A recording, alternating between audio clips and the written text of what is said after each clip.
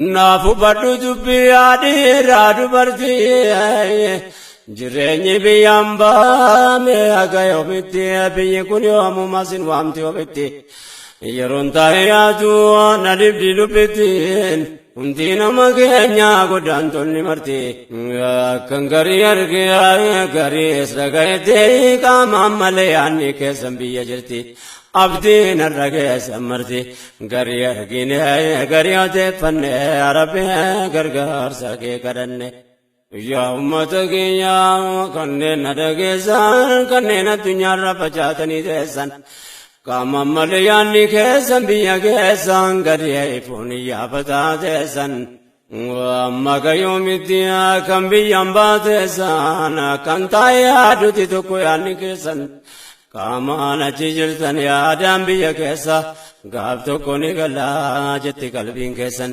abdii kanaan arragee turre silaa biyya kan badhaate nuttumaa waamamu qofaan keenya taate duydi biyya keenya yoom takkaa nu baatte hambatu foonis jire irratti nyaate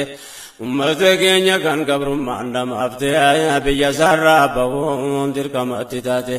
Hojjetaa biyyaan baay'ee ta'ee xiqqaate qawmiin warra diyaaraa jinutti baafte mirga sitti dhabne achitti nuuf laatte shiraan biyyarraa nu baafte waan jarra hojjetan garii qoranne yaa Rabbi gargaarsa kee kadhanne Rabbii keenya si beeka waan nu rakkanne. Dibdee keenya gamtaa dhuunfaan sitti manne namni sitti rakkate waa miidhamee namne walitti nu qabbe yaa Ilaahi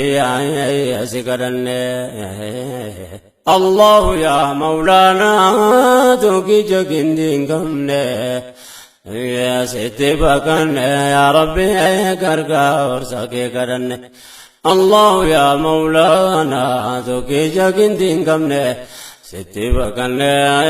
yaa Rabbi gargaarsa kee kadhanne ummata kana rabbumata raanga'e kanarra godaane addunyaa wal gahe dibbiin keenya hedduun dachaalutti ta'e roorri isaan yoom kophaa jabeenyaan as ga'e addunyaa qaroometuun irratti wal ta'e jecha kana beekaan irra deddeebi'e yoo seenaa qorannu jara tumna ta'e.